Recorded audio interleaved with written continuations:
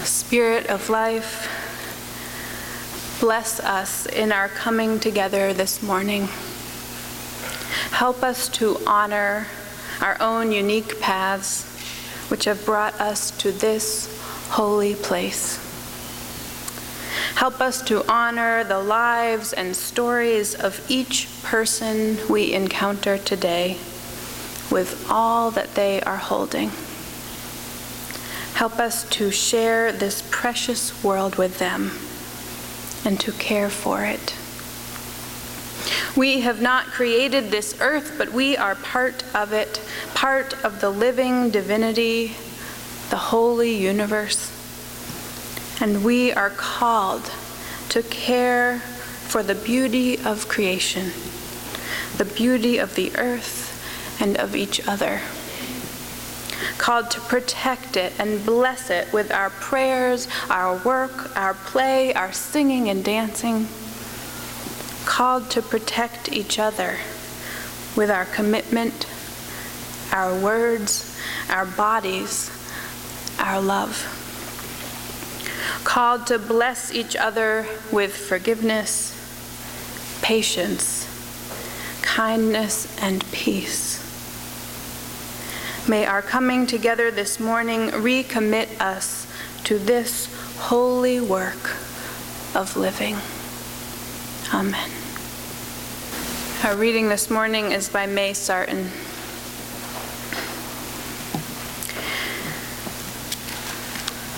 Now I become myself. It's taken time, many years and places. I have been dissolved and shaken, worn other people's faces, run madly, as if time were there, terribly old, crying a warning, hurry, you will be dead before, what? Before you reach the morning? Or the end of the poem is clear? Or love safe in the walled city? Now, to stand still, to be here, feel my own weight and density. The black shadow on the paper is my hand. The shadow of a word, as thought shapes the shaper, falls heavy on the page, is heard. All fuses now, falls into place, from wish to action, word to silence, my work, my love, my time, my face, gathered into one intense gesture of growing like a plant. As slowly as the ripening fruit, fertile, detached, and always spent, falls, but does not exhaust the root, so all the poem is, can give, grows in me to become the song, made so and rooted by love. Now there is time, and time is young. Oh, in this single hour, I live all of myself and do not move. I, the pursued who madly ran, stand still and stop the sun.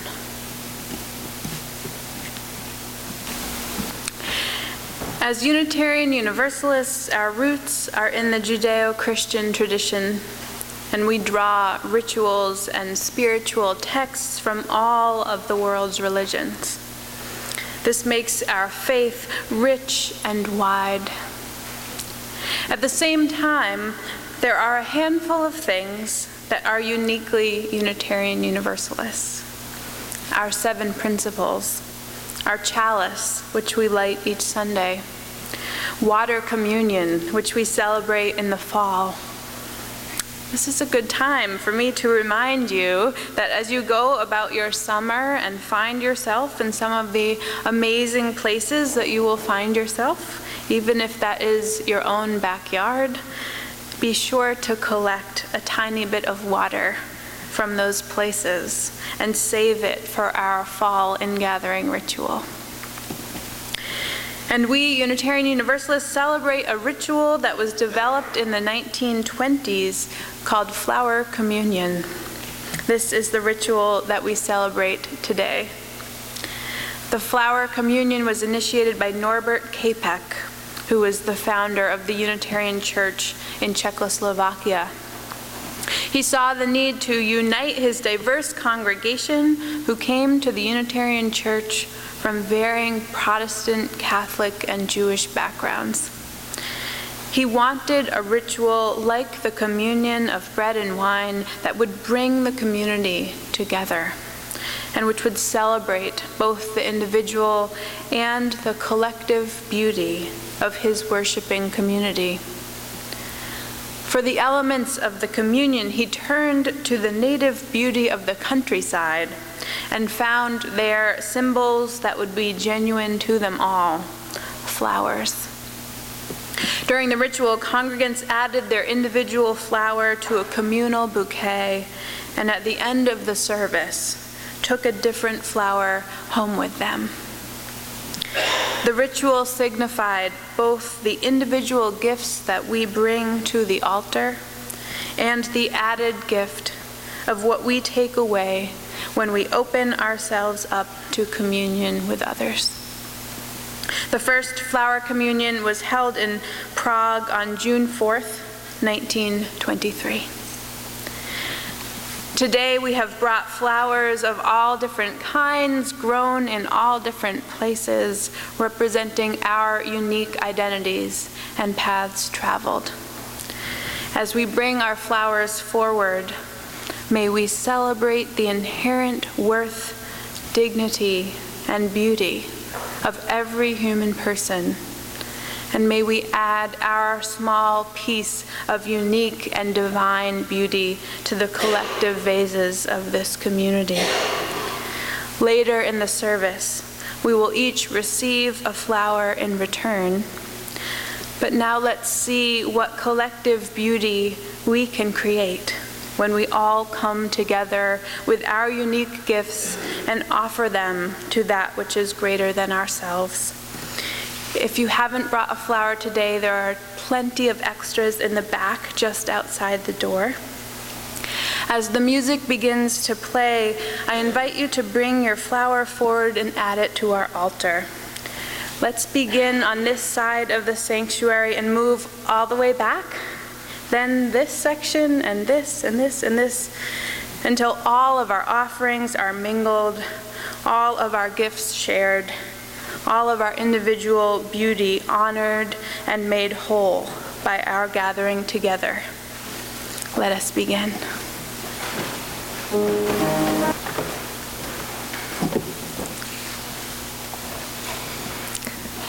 My colleague Tom Rhodes wrote this for Flower Communion. He says, "We come in a variety of colors, shapes, and sizes. Some of us grow in bunches. Some of us grow alone. Some of us are cupped inward, and some of us spread ourselves out wide. Some of us are old and dried and tougher than we appear. Some of us are still in bud. Some of us grow low to the ground, and some of us stretch toward the sun. Some of us feel like weeds sometimes. Some of us carry seeds sometimes. Some of us are prickly sometimes. Some of us smell. And all of us are beautiful. What a bouquet of people we are. What a bouquet of people we are. And I thank you for adding your flower to our community bouquet this morning, and for adding the gift of your life to this living, changing, growing, and loving community of memory and hope. It's amazing what we create when we bring our individual gifts and selves and beauty together. This week I watched a video of a peacock opening his tail feathers. I'll post it for you tonight so those of you with Facebook can see it. It's incredible. The peacock starts with its tail feathers all gathered together in one big blue and green feathery train behind him. And then he raises his tail, and it's kind of like a wave as it goes up. It ripples as it comes up behind him. And then it slowly begins to fan out. And as it fans out, you begin to see the pattern more clearly, those glorious, intricate designs that look like eyes, and you are amazed. But then the tail just keeps going. The eyes get farther apart and the feathers extend and extend. It just keeps getting bigger and wider exponentially. And each moment you think, wow. And each moment you think, this is it. And then it keeps growing. And the full extension is just something you couldn't possibly imagine even a moment ago. I watched this, and then I wrote down, I wonder what we would each look like if we dared to become our full selves. I wonder if the full extension of ourselves is something we just can't even imagine until it happens. This spring, Lisa and I have taken over a patch of earth in the Wellfleet Community Garden. It's a small patch, 10 by 10, but we are loving it. We inherited some asparagus growing there. Lucky us. I love asparagus, and gardeners will know it takes years for asparagus to mature into something that you can pick each spring. So to inherit this is a real gift. But the rest of the plot was a blank slate. Well, it was covered in weeds, actually. But we weeded the square of earth, turned the dirt over and over, churning the ground to begin anew, to start fresh. We added some manure to the soil to fortify it. We all grow stronger when we've pushed our way through some of life's manure, right? The other gardens around us are more well established. Those gardeners have been there longer, have some plants that wintered over. They have fortified their soil year after year, building its nutrients. Those gardeners have developed small tricks of the trade to ensure their success. They plant their tomatoes in bottomless containers to deter the cutworms. They use seaweed and hay between their rows. They know which plants are friendly with each other, can be planted close. They know which ones thrive, which ones take over. We are still in our formative stage, planting, hopefully, being disappointed, replanting, trying different varieties to find the hardier ones. So our garden looks a little tentative beside these seasoned ones. But we are having fun making it our own, adding personal touches, negotiating placement of things, kind of like moving into our first apartment together. Each day I visit the garden and walk down the long central path to see what everyone else is doing. I love how everyone sets things up differently, chooses different things to plant, or which direction to face their rows. or those with no rows at all, just sprawling clumps of vegetables. Some people have added statues or a bench seat to their plot, found objects. The other day, I built a trellis for our beans out of driftwood collected on one of my beach walks. Our garden feels more like me now, more a reflection of self. My visits are becoming even more enjoyable, like visiting the growing part inside myself, tending to the fragile yet generative energies inside of me and outside of me. Mostly the gardeners at the Wellfleet Community Garden grow vegetables, but one of the gardens, a few plots down from mine, has gorgeous flowers. Right now the irises are in bloom, huge light purple works of art, so intricate and graceful. And next to the iris are the poppies. The huge red and pink and orange petals draped themselves over their stems like a woman's sun hat. Warm, bold, sensual. Have you watched poppies grow? They start nestled in their fuzzy green cocoons, held in tightly and securely.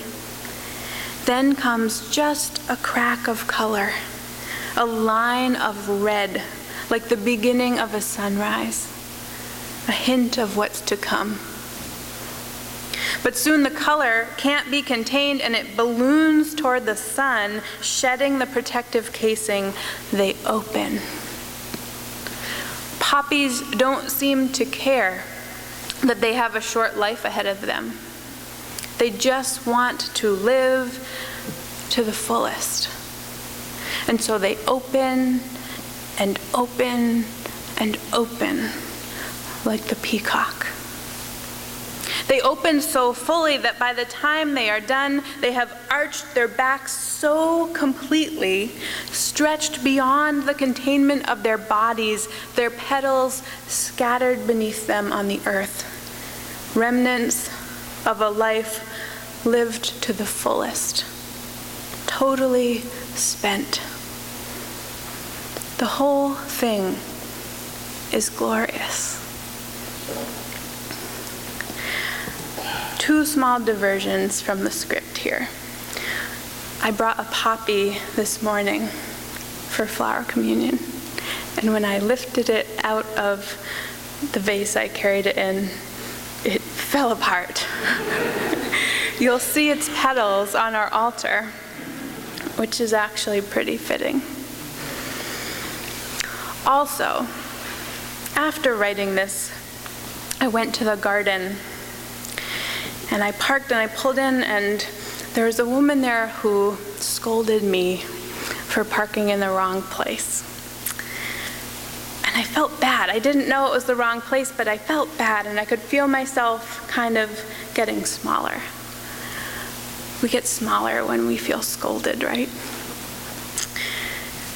And I went about my day, and I was driving to Boston to pick up my niece from school, and I was still feeling small. And I remembered our service from 2 weeks ago, and I pulled over, and I called the radio station I was listening to, and you know what song I requested. Shake it off, shake it off. And I could feel myself opening again. Some of us are still in bud. Some of us stretch toward the sun. Now I become myself. Let the poppies be our gurus. All fuses now falls into place, from wish to action, word to silence, my work, my love, my time, my face. gathered into one intense gesture of growing like a plant.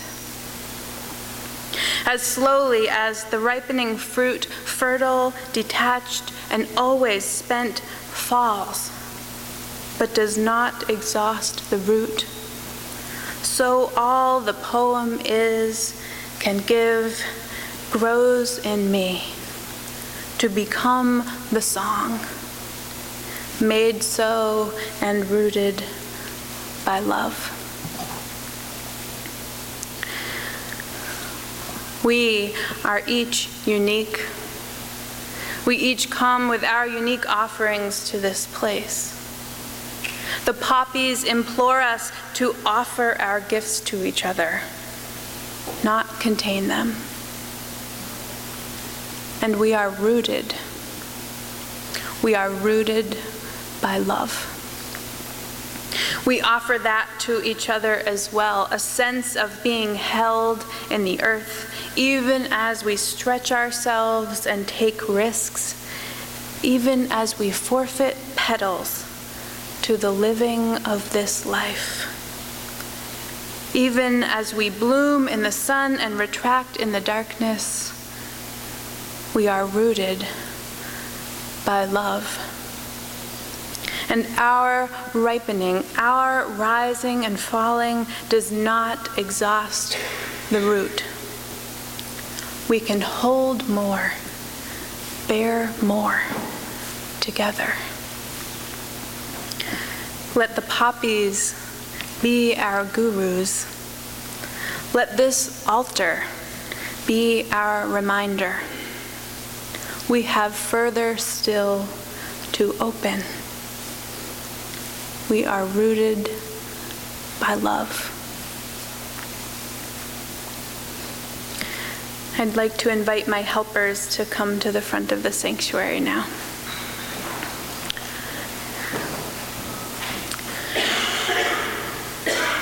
As you receive a flower from our gathered bouquets this morning, take it as a reminder of our message, that each of us is a unique gift to the world, that our blooming, our offering of our full selves to each other is a gift. And with this tether to each other, held by the support of the earth itself, we can dare to open a little more fully.